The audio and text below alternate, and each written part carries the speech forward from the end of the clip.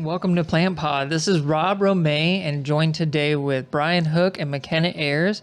How are you guys doing today? Doing great. So good. Good. So just to give a little context, it has been a few weeks that the three of us had to have a chance to sit down and do a podcast. Brian went on sabbatical for a few weeks, and there was a few things that we had lined up for some of the podcasts. So we actually are in our series, and we had to sort of stop. You know, we the last couple of episodes in our series, we talked about the relationship with the Father, relationship with other believers, and we didn't get to the last piece. And so it's been a few weeks, and we're trying to kind of rack our heads of like, what are the things that we talked about? Where are we? And this is just where we're at. So before we kind of go into that, Brian, in a couple of words, how was your sabbatical? How was your time away?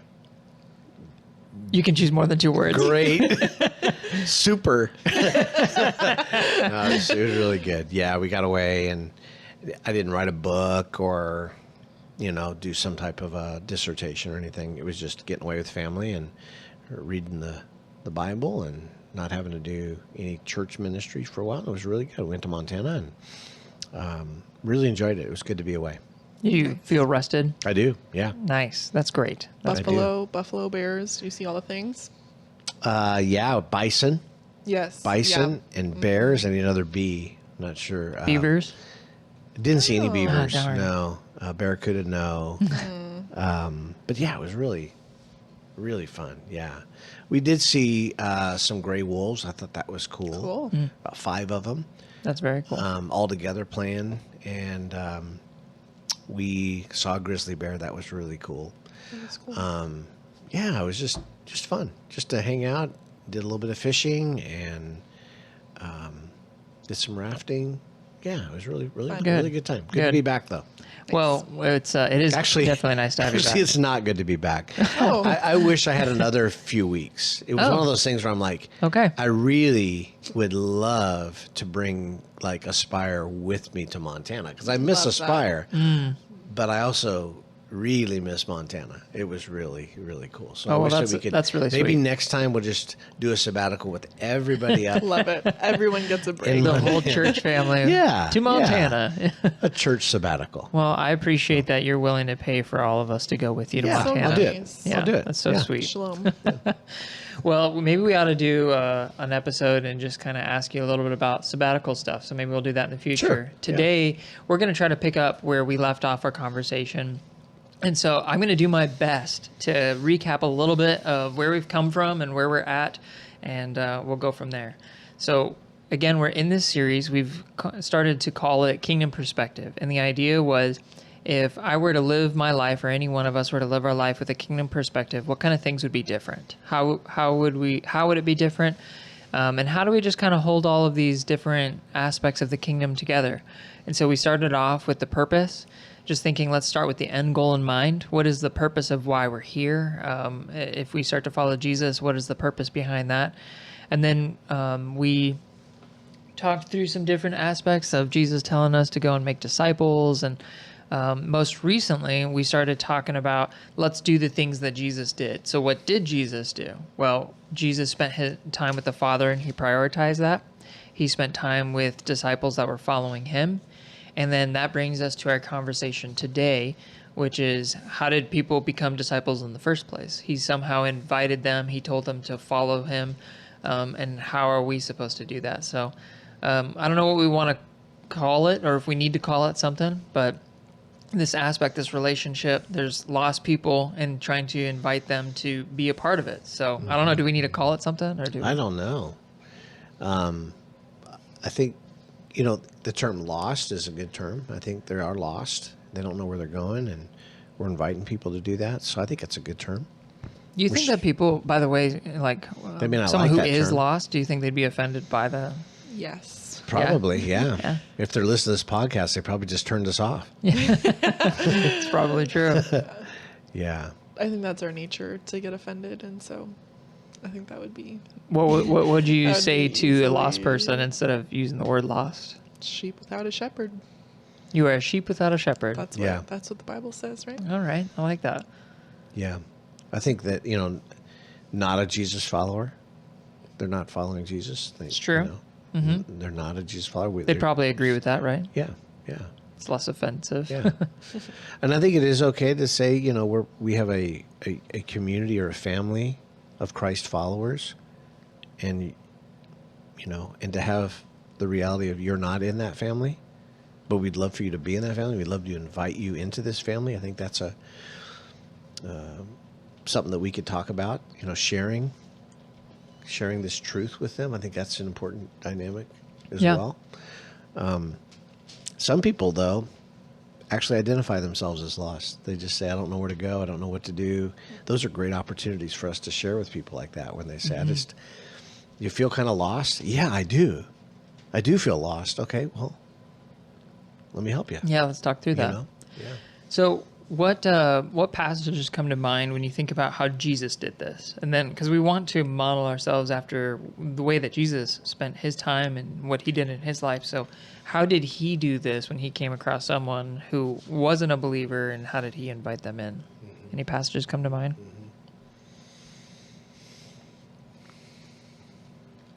I think, just the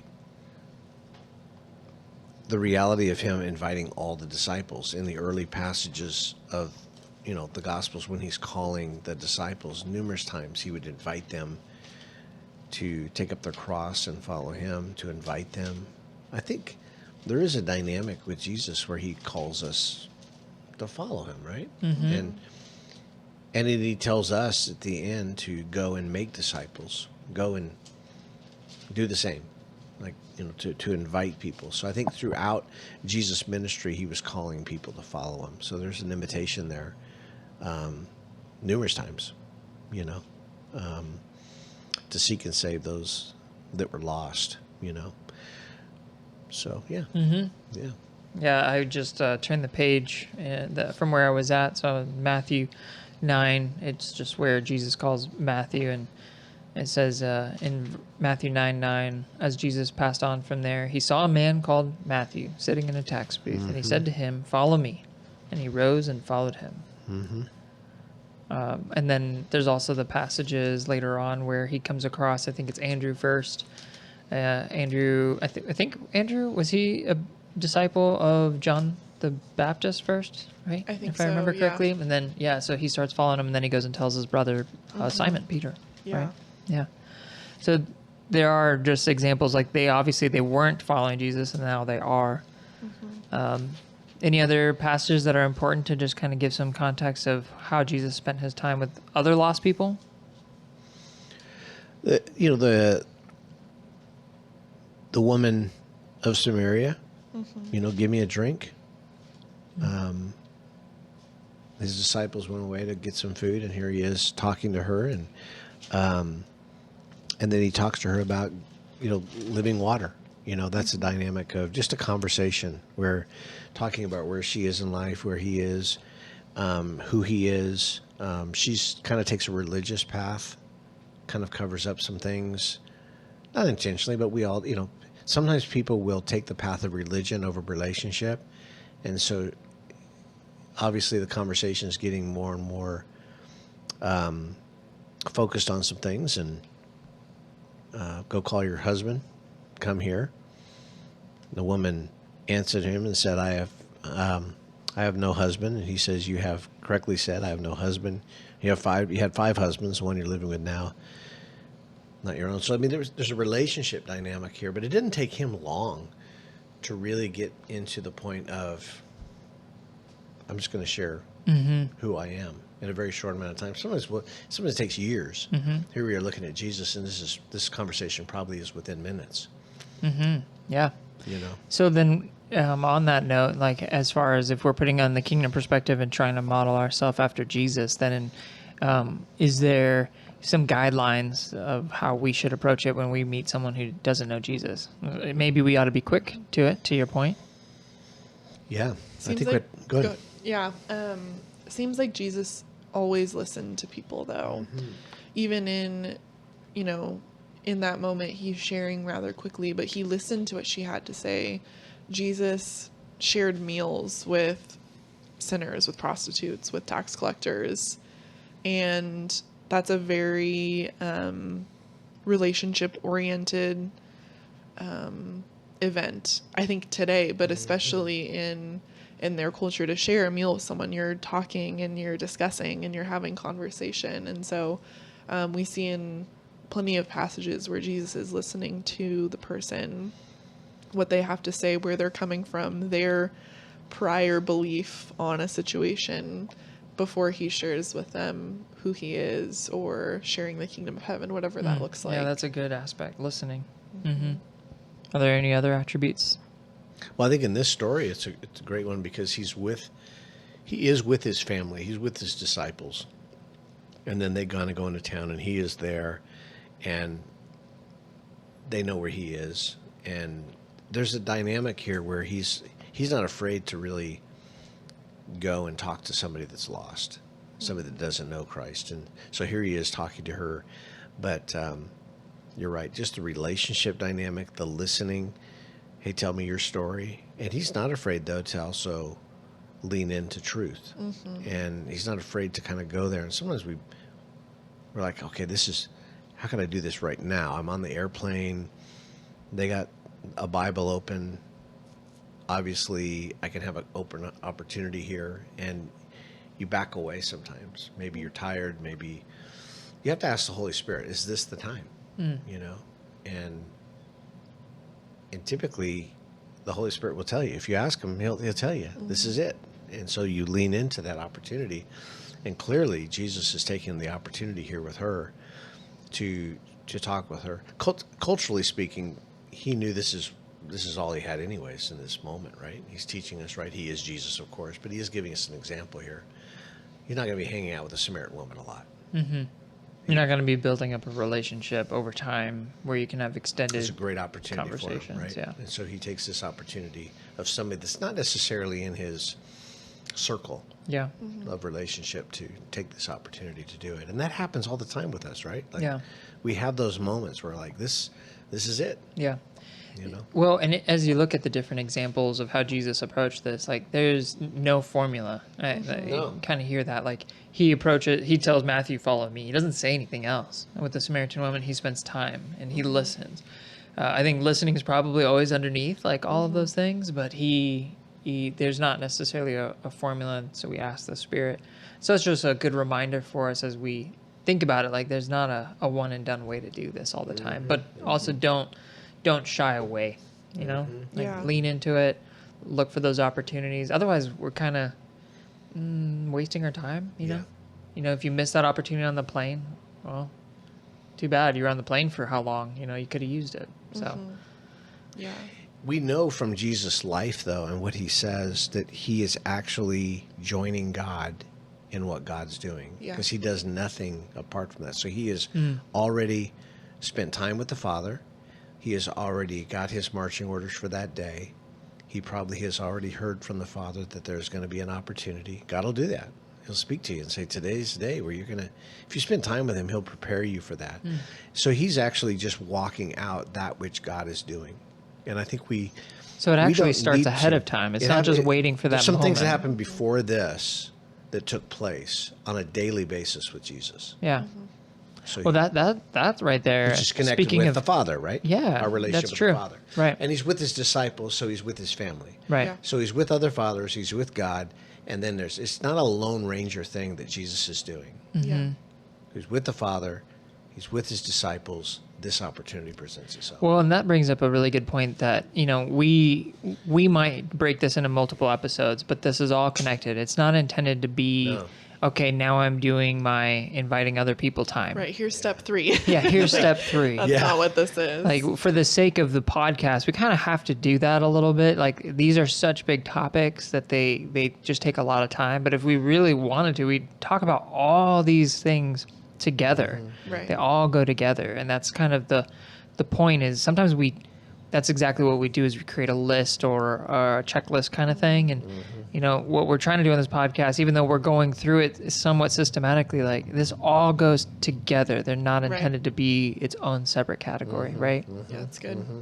So like in those moments, you should be praying to God. Like, I am talking to someone who's lost. God, what should I be saying? Right. Okay, I'm spending time with the Father during my time with a lost person, right? Like, Right. it all goes together.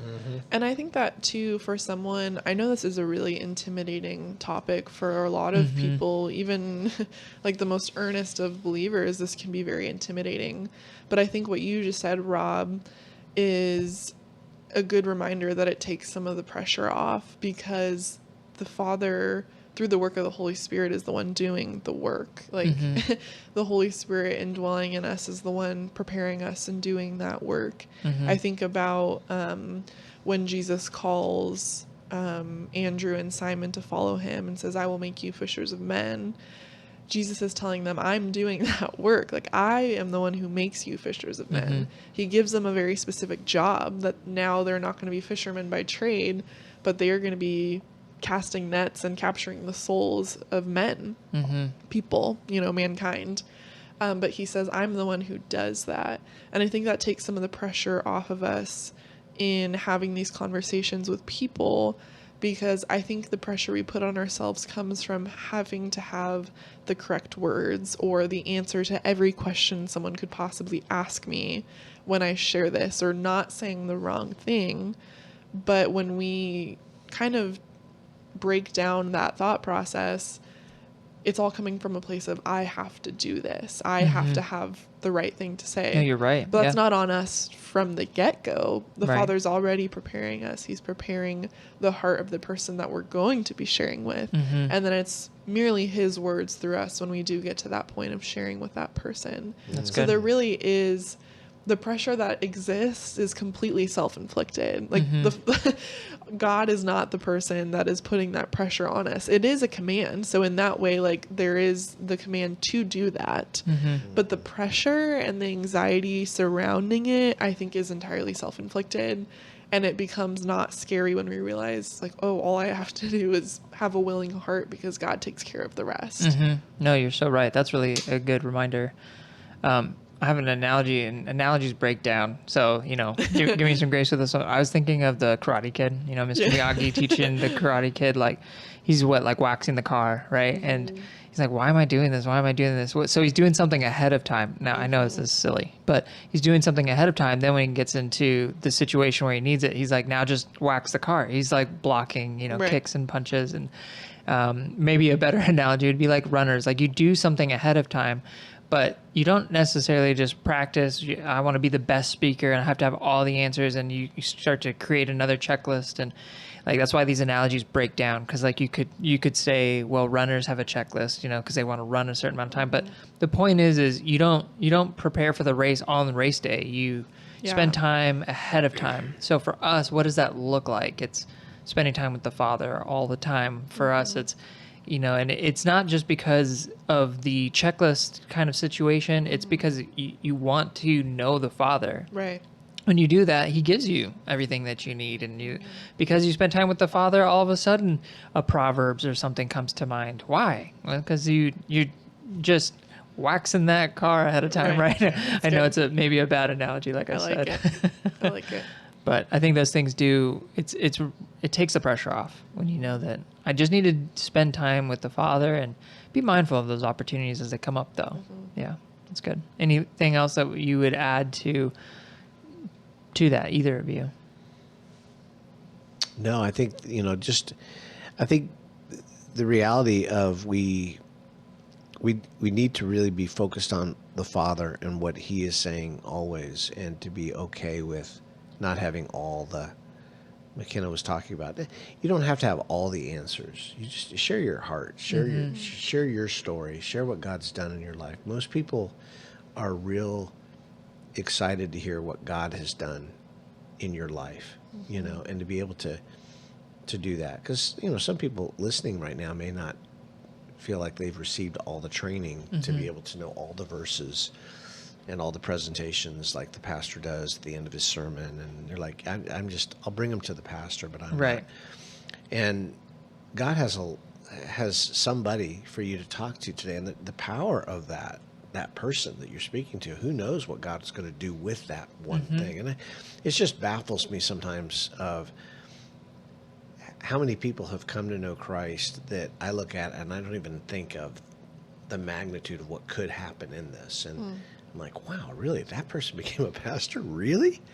Like you look and you're like, and if you're listening, I'm sorry, but I'm not going to use names, but you're like, how in the world did that happen? Like they're the kid in the youth group that always seemed like they weren't listening. Always seemed like they could care less. And just being faithful to share Christ and what Christ does in that moment, what God's doing, you're just faithful in that. And you leave the results to them. I mean, this woman literally impacts Samaria. Oh, yeah, the whole town, right? Like it wasn't just one thing. And so God knew how he was going to do this. The Father knew this is the moment. This is the time, Jesus telling this person, and then boom. And then at the end, we're to go into Jerusalem, Judea, Samaria, the other parts of the world. So there's a work that's being done, and you're just simply one of the many people that are there to make sure. Who knows? One person may be able to bring thousands into the family, whereas you may just bring one. And there's stories of missionaries doing that, So don't think you can't do it. Don't think you have to have all the training. And by doing that and leading one person, there's numerous things that can happen in the kingdom that you can't see. That's good. There's an aspect, I don't want to move past it too quickly. You said something, and you talked about like sharing what God has done in your life or what Jesus has done in your life. Could you maybe expand on that a little bit? Because I think it's really easy to overlook the significance of that. So like maybe just expand on that a little bit. Yeah, I think, just sharing maybe even how you came to know Christ, maybe how you were before. It could be a story of drug addiction. It could be a story of a broken marriage or whatever. And then you begin to talk about how maybe somebody showed you the way to go, right? And then what did that look like? What was the struggle that you were going through, and what was the choice that you made, and how did you make that choice? Kind of get down into the details surrounding the choice. Yeah, because people are like, well, I'm kind of there too. I'm not a drug addict, but I am a whatever, fill in the blank. So how did that happen? Well, what happened was somebody helped me see that. Or it could be just I opened up the Bible one day and this is this is the path that I took. Oh, wow. And ultimately, the goal is for them to see that Jesus was the one. That it wasn't a person; it was Jesus that changed you, and there was a transformation, a choice that I made. I chose Jesus, and this is now where I am. And where I am may just simply be a day after that. Right? Yeah. Like last week, I was addicted. Made a choice this week, and here I am. He's not done with me at all. So I think that's important to be humble about it. Like I haven't arrived. And I think some people are like, they may shy away because they think you've arrived and, that's not for me. Well, the reality is I'm not sharing religion with you. I'm sharing the freedom that I've received over the last week of my life. Yeah, so you're making it personal. Make it personal. And I think that's important. And it could be over dinner. It could be over coffee. Years ago, we would probably invite them to a church service, a revival, maybe even evangelistic crusade. I think God still uses those things. And people still do come to know Christ at those things. He may even choose to do that once again. But I'm seeing more and more people come to Christ through just simple hospitality. Yeah. A dinner, a conversation, coffee. I see a lot of people coming, and there's something there. Like it used to be like a track or an evangelistic crusade, whereas in reality, maybe the future of evangelism, we've talked about this in the past, could be hospitality. Yeah. There's power there. What kind of things would you, I'm not asking either of you to share your story, but what kind of things would you tell to someone as they try to think of like, how do I, prepare to share my story with someone? Are there anything that you've done to sort of like almost practice, or maybe there's like things that you don't want to miss? Like, how do you think through that? If you can think back to when you first started thinking, how am I going to share my story with someone? That you would give as a tip to someone who wants to do that? I think I don't know, this might be like a cop-out answer, but I think it all depends on the person that you're sharing with. And I know that I've maybe talked about this on the podcast before, but I think that listening aspect is so important, because when you have you're spending time with the Father, you're in community, these things naturally come out. Sharing Jesus naturally comes out. Like, that is the overflow of a heart filled with Christ. And so when you're listening to someone and they're sharing things, those connections come up. They stand out of, oh, this person said this. That's a really easy way for me to share this with them. And so I may not have like, okay, these are the things that I want to share about my story with them. But if they share something, they mention something about their background or their upbringing, then I can then say, oh, I have experience with that, and that would be a good transition into this conversation. And so I don't necessarily have like okay, I want to have these things down and be prepared to share with this person specifically, but just having the capacity to pick up on things that they've shared themselves. I know that's kind of broad and general. No, like, that's helpful. I think I have maybe already shared this story before, but like, for instance, running into a lady at Home Depot, and somehow we got talking about like true crime and you know, the ID channel TV shows and all of that, and she had made the comment, you know, it's so hard for me because I really believe at our core like all people are good. Well, it's a really easy it's a really easy segue into a conversation of like, oh, interesting, you know, like, tell me why you believe that. This is what I believe about humanity and where at our core really we all, you know what I mean? Like, those are, there's stuff like that I think comes up naturally in conversation. People, I think even introverts like to talk about themselves because that's what we know best, and I think we feel most confident talking about the things that we have the most knowledge about. And so I think all people to some degree have a comfortability talking about themselves, and as people are sharing about themselves, they're going to kind of clue you into beliefs of theirs or, you know, background or how they grew up. And as you're hearing those things, I think then that's kind of your in of like, oh, that's really interesting, you know, tell me more about that. And not for the purpose of like, oh, tell me more because I have to tell you what I have to say, but, you know, not going into it with, these are the things that I have to tell them, or for some reason I've failed. You know, it's not like that. It's, they're going to tell me something, and then from whatever they share with me, I can then share with them kind of my experience on that topic or what I think about that matter. Well, I know that's kind of broad, but does that make sense? No, it definitely does. I mean, you've said listen a couple of times now, and I think at the core, that's a really, really good aspect just to remember is don't rush the conversation. Just be willing to listen, and that's okay. Yeah. You know, like sometimes it's easy to go into a situation where you're talking with unbeliever and you're like, I got to get all of my points out. And then what you're not doing is you're rushing it and you're not listening. So I think that's good. It's a good reminder to slow down. Don't rush. Listen with the intent of really genuinely wanting to understand why they believe that or why they do that. So I think that's a good thing. I think one of the things, if I may add, that I'd add to it is, I think what does help is just knowing your own story. Like, you know, I've asked and I've even practiced with some of the people that I see on a regular basis of having them tell me their story. Now, I was involved, I was there, so I can kind of hear, and I'm like, hey, how come you didn't bring this part up? Oh, I didn't even think about that. Like, well, just, you may not use it all the time, but like, isn't that how you made the decision to follow Jesus? So just thinking through like the details of what happened, not that you may get a chance to share it, but just knowing like, why am I following Jesus and how would I describe that? Because I know why I like a certain sports team, and I'm happy to tell you about that. So just that's easy. So if I think of it the same way or similar, like I should know why I'm following Jesus and how that happened too. So yeah, that's good. I think also, you know, knowing your story, but also knowing the gospel's important. Like, you know, we say just share your story. Well, I am going to share my story, but my story isn't just I was lost and now I'm found. I turned from my sins and I turned to God. Right. But there's, what do you mean sins? Like, what do you mean Jesus had to die on a cross? You know, as you're talking to people, maybe you're talking to a Mormon. They're like, I don't understand. Or maybe you're talking to a Mormon, maybe you're talking to a Muslim. Maybe a Muslim's like, you're going to have to explain the Trinity more than that, right? Like, why did God die? Right. Like Well, what?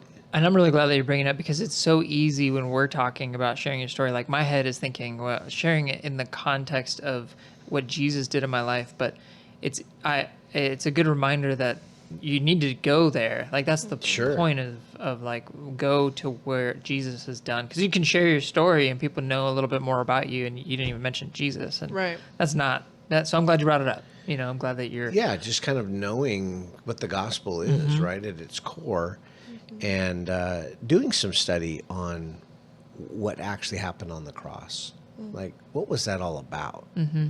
Did he do it just because he loved us? He did do it just because he loved us. But what's more? Like, what's the blood about? What's the cross about? Like, knowing some basics about the gospel is very important when you're sharing with people, because people nowadays aren't going to just take it at face value. Like, it's not like they've been to church numerous times, heard the gospel, and now this is the opportunity where they're now enlightened by the Holy Spirit. They actually don't believe in God, or maybe they do believe in God, but they have their own. So you have to know that too. I think be prepared, and that's it's not that you have to wait until you're all prepared to tell people. Right. As you're going about life, as you're going through life, learn, continue to learn. I'm continually learning. How do I present the gospel to somebody that's a Muslim? Right. How do I continually present the gospel to a Mormon? As I learn my own faith, as I learn my own belief system, how do I best prepare it? That doesn't mean I have to be an expert on all faiths, but if you live in an area like Salt Lake City, you probably should know the basics of Mormonism. Yeah, know the people you're around. If you live in Indonesia, you probably should know a little bit about, maybe you should read the Quran. Maybe Know you the should culture. know Muslim. Know the culture, know the questions they may ask as it relates to the gospel. We're not converting them. We're just simply presenting the gospel, and God converts them. And That's so good. we're friends with them. We're answering questions in a non-judgmental way, but we're not taking a path of religion here. We're wanting to build a relationship ultimately with Jesus Christ. And, the other thing is, building relationship means you may have to change how you go about your path in life. Like Jesus here intentionally went, you need to be more intentional about how you go about your path. This path was intentional that day. And ask yourself, building relationship with somebody that may be at Starbucks or at Bash's or whatever, I'm going to be intentionally in that relationship. I'm going to eat at that restaurant over and over again. So I build more relationships. I've done that. I've seen people come to know Christ because I ate at the same place over a period of 2 years. Yeah. And so building those relationships, but also looking at the relationships you already have, like in your family. Start there. Right. Start with your family. Start with your church. Not everybody at your church knows Jesus. So Yeah. start there. In your small group, start there. Like, there are people in your small group that need Jesus. There's people at your church that sit next to you that need Jesus. Those are easy. As you talk to, hey, tell me your story. When did you come to know Christ? Oh, yeah.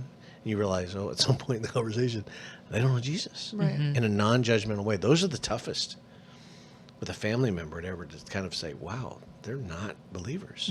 So I need to pray and ask the Lord, how do I go about this? Yeah.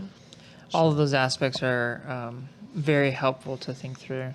And even just knowing your culture, just to go back to that for a moment, I think that is easy to kind of overlook sometimes, especially in the conversation. If you think of like anywhere in America, just think of like the diverse culture that we have, because you use some examples of Indonesia and stuff, but even a lot of people who might be listening to this, they live in the South or they live in Oregon. Those two cultures are so vastly different. And then you Yeah. come to Tucson, again, it's different. And you think, well, what do you mean it's different? We're all Americans, right? But like, when you're in the South, you might be surrounded by people who call themselves Christians, and you might have never thought about it. Like, well, everyone grew up in that town calling themselves a Christian. Are they? So Right. just know the culture you're in. I'm not saying they're not and they're lying. I'm just saying knowing Yeah. the culture that you're in is going to change how you approach it. Because then when you come and visit Tucson, that isn't the culture. People didn't grow up hearing about God. So those things are really helpful, just to know who it is that you're talking to, and kind of, and I think too, not only knowing your culture, but you talked about like getting to know how I'm going to share this. Like, as soon as you run into someone and they ask you a question that you don't know, that's an opportunity for you to go and learn some of that why, because you want them to know Jesus. And so it'll not only prepare you to talk to them again, which they might appreciate that you went back, looked things up, and tried to figure it out and came back to them. They might actually appreciate that more than you feeling like you had to figure it out ahead of time. But it also prepares you for the next time that someone asks you about how this relates to the Trinity or whatever, right? Yeah, so that's good. Those are all good opportunities. By the way, I said family. I meant looking at your family. I'm talking about the biological family, not your church family. Yeah. Since we're talking about inviting the family, Yeah. like, That's wait a a good second, I point. thought they were already in the family. No, Yeah. biological family. Right. Yeah. I was just going to say in relation to that too, of knowing the culture that you're in and going to be sharing with, and also being sensitive to that culture too. I think the American church has a tendency to think that somehow we are the church and like we are going to bring our church to other cultures. And so I think just being sensitive that different cultures have different values and do things differently and may even have a different description or understanding of Christianity, and it doesn't necessarily mean that that's wrong. And so I think being humble enough to accept those things, as long, like we're not talking about salvation issues here, but some of these other things, like I remember hearing, I want to say it was on Voice of the Martyrs, and I don't remember which country or tribe this missionary was sharing with, but all of the converts, they called Jesus the bridge man. Like that's how they described Jesus, because they saw him as the bridge between humanity and the Father. Yeah. And so that's literally the name that they ascribed to Jesus, and that's what they referred to him as, is like, I accept the bridge man, like I want to follow the bridge man. And at first I remember like the missionary was like, whoa, like, no, like we're not, like that's not what we're going to call Jesus. That's not, and then humbling himself and being like, that is an accurate description like of who Jesus is. And like, they are not missing the gospel because they choose to call Jesus the bridge man. Like they get the gospel. They understand that they can't get to the Father without the bridge man. Right. Like, keep the main thing. They're not being heretical or something. Exactly. Yeah. And so I think that's super important that sometimes we miss, of like, we're so quick to keep things orthodox and not heretical, which yes, like let's make sure that like the salvation issues are kept priority and that it is orthodox teaching. But I guess my point is, let's not be so quick to assume that someone's description or, understanding of a doctrine or a point is wrong just because it's different than what we grew up with or what we're used to or comfortable with. Yeah. It's kind of, I don't know if this is too much of a stretch, but you become, like, how does Paul say it? Like, to the Jews, you became a Jew. To the, Gentiles, you became a Gentile. Paul says, I'm all things to all people. I'm all things to all people. So you come into the culture with a very gentle spirit to how are you and what would work best for me to tell you the truth. I'm not going to shy away from the truth. I'm going to keep those important things in mind. And even affirming like those qualities in those cultures as well. When in that same story, when Paul comes in and he says, and he tells the people at the Areopagus, I see that you are a very religious people. He's affirming them. Like, I see that this is a big deal for you. You have made an idol to an unknown God just in the hopes that you're not missing something important. And so he affirms that, and then he goes ahead and shares truth with them from their culture. He quotes Greek poets and, like a play, right? He doesn't quote the Old Testament because they don't know the Old Testament. And so affirming the good qualities of their culture, things that we would say are good, based on God's common grace to all of us, right? Even unbelievers have what we would, call good. Good is a loaded term, but qualities that God has given them even before the point of conversion. So affirming that and then speaking to them in terms that are understandable and not being so bent on, this is the gospel and this is what this looks like. Of course, to your point, Brian, know the gospel, know what the gospel is and be prepared to share that at a moment's notice with any person who asks, but also know that that may look a little different depending on your context. Your gospel presentation may not be the 3 circles every time that you share it. It may not be the Romans road every time that you share it. It may look a little different depending on the culture that you're in, or even even like here in the US, it may be a same or at least similar culture, but someone's past experiences, maybe you're not hammering in on a certain point that you would with someone else because there's some trauma involved with that point. And so that doesn't mean you shy away from truth. Absolutely not. Please, listeners, hear me when I say we're not compromising the gospel. We're not creating a different gospel. In fact, we're warned not to, make a new gospel. The gospel is the same and unchanging. But I guess the method in which you present it there's some flexibility there based on who you're speaking with. Yeah, no, that's really well said. Well, as we head towards a close on this one, is there any other aspects that either of you would like to add to it before we close out?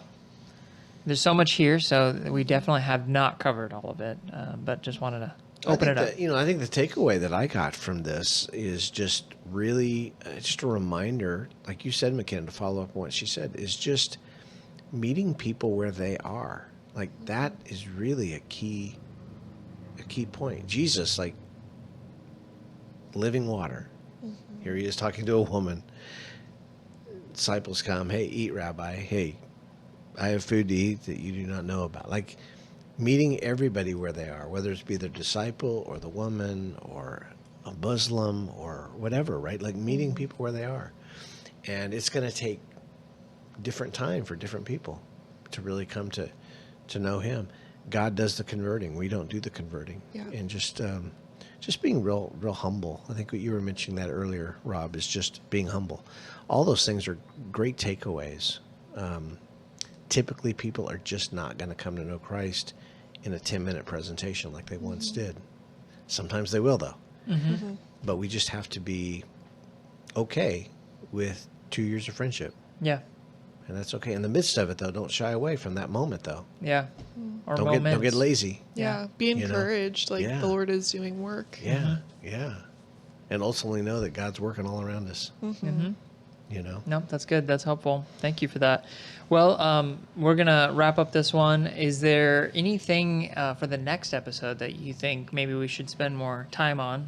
Now, I didn't prepare that ahead of time, so maybe you don't have something on your brains. But as we go into the topic after this, following this, do you think that we need to spend any more time on anything that maybe we've mentioned, or what would make the most sense into the next step? Any thoughts?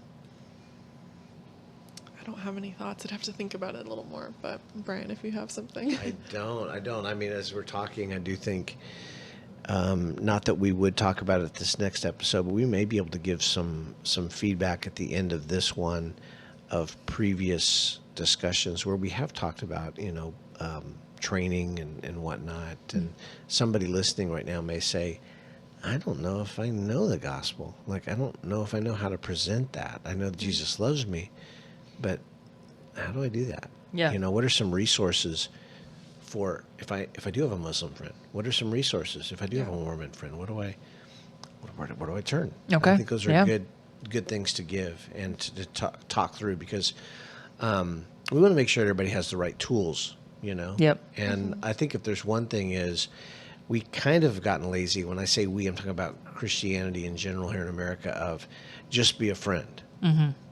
Well, that still doesn't save the person. Jesus saves them, but ultimately I need to tell them about the bridge man. Yeah. And if you're going to tell about the bridge man, okay, explain that to me. And there has to be an explanation there. That's and good. sometimes I think people struggle with that explanation. I think a conversation surrounded about like balancing intentionality in your friendships versus just being a friend, and like, how do you balance those things? How do you spend your time wisely? How do you do that? That would be a hard conversation, but it'd be a good conversation. I just talked to a guy yesterday. We were just talking about all the tools that we've been given through the years. And we were talking about Evangelism Explosion, D. James Kennedy. We were talking about CWT, Christian Witness Training. We're talking about the 4 Spiritual Laws, Bill Bright, Campus Crusade. All these things are things that I know. But do people know that? And I can adapt that to 2025, but I know it. And the question is, do people know it? Yeah, doing a training on these different aspects. Yeah. Oh, that's good. Yeah. Well, thank you guys for everything today. Thank you, listeners, for joining us. It'll be a surprise to you on exactly what we're talking about on the next podcast episode. But I do want to make sure that if we get a chance to, that we do a little interview with you on how your sabbatical was and everything that went into it. So I think that's what we'll do next, kind of in line with this of like, why in the world would you even take a sabbatical? That's good. So we'll do that on the next one. So thanks for joining us.